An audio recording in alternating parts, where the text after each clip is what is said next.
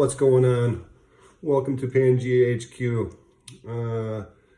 Like I said in previous episodes, I've been all over the world, traveled about 100 countries now, camping, hiking, mountain climbing, picked up some tricks on the way.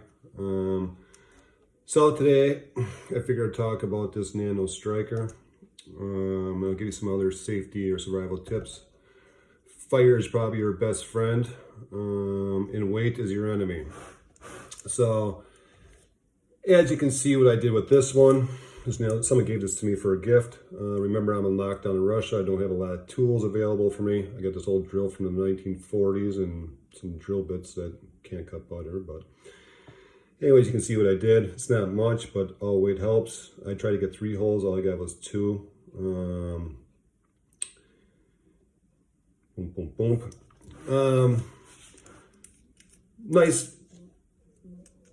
I like this thing a lot. Did a really good job. It's nice, small, compatible, light. Only thing I wish it would make it a little bit bigger for some burning material. As you can see, I dropped some burning material inside. This is a little piece of cotton pad. Cotton burns really good. Again, this is for a survival situation. You can file this down a little bit to give you some more room. I just kind of took it to a grinder. It's a little bit. It gives you a little bit more room. As for the cord, gives you a little bit of strength to grip onto it. For me, when it comes to stuff like this, I usually just use fishing line, braided line. You can use spider line, fire line, I think it's called. Anything to lose weight. As for me, like I said, you know me by now. What I usually do is, I just take this with me. Again, this is for emergency situations. You probably, hopefully you have a knife on you, which I will do. Knives, some of my best knives I've used in a different episode. I've been through a lot of knives and course through my life. Or make sure you take a little backup too. It's always good to have backup. Always think ahead. Always be prepared. Another piece of metal to strike this, maybe a file or something, but make sure you test it before you go out. Always test your equipment before you leave is the number one thing too. Remember, stay safe. So yeah, nice. Try and make it as light as possible. Some burning material inside. Again, for me, it's just a survival thing. If you need fire. I've been through situations falling through ice in the winter, freezing. Oh God, I remember one time just real quick thinking about it. I used to go camping with my father 3 months every year. Starting about the age of 10. He used to drop me off in the middle of nowhere. Some supplies, fishing line, hooks, and one of those military, what are they called, magnesium strikers, which if you have one, they're big and bulky. You can cut it off again, cut some bottom off. You don't need that whole thing because they're kind of heavy. But anyways, yeah, he took me up or dropped me off once. I rained for 4 days. And let me tell you, you appreciate fire when you're soaking wet and freezing. But yeah, fire is your best friend.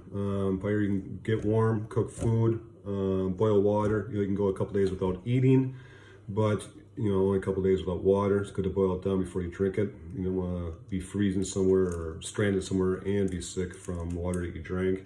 You can also use fire to signal for help. Burn plastic. Plastic burns dark, black smoke. Maybe a chunk of rubber from your boot or something. Anything like that. Anytime you're trying to signal with the fire also protects you, especially when you're stuck in the woods in Peru, or I should say the rainforest in Peru. But yeah, it protects you from animals. Other things real quick, I always carry 2 lighters with me. One on me, one in my bag. Make sure it's waterproof. You never know if you're gonna get separated from your bag. Remember, always plan for the worst. So try to keep 2 lighters with you. I go for the small lighters. Little big lighters are good. I have these 2, whatever. I'm in Russia.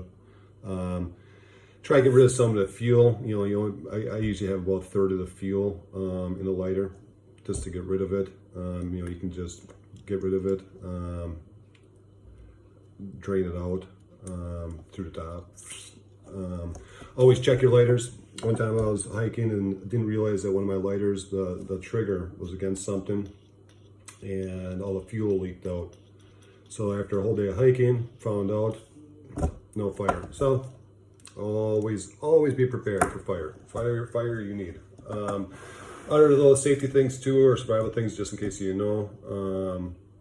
If your lighter does get wet, what you can do is real quick, go against your pant leg, just rub it. Keep going until you get a spark. It's not wet, this one's not wet. I guess I should have got it wet before this episode just to show you, but you understand the point. If it's wet, you can also go against a tree or something, rub it. I think this one's better. Yeah. Anything, but don't sit there and blow on it, to waste time. You can blow a little bit just to get some of the heavy stuff out, but really get that flint going. Again, this is physics. Friction is heat. It'll dry that flint out a lot faster, saving your energy. If it's really cold, or you're really freezing cold, which I've been in a couple situations too in Wisconsin. You can't feel your fingers. Make sure you take that child-proof thing off. Again, with your fingers are really cold, especially fingers like mine that have been through a lot. It's just easier to light it. You can also put this in your mouth. Put it right against your tongue. Breathe through your nose. As you're getting your fire going, burning stuff. It just gets the molecules going, warming the molecules up, getting it going inside.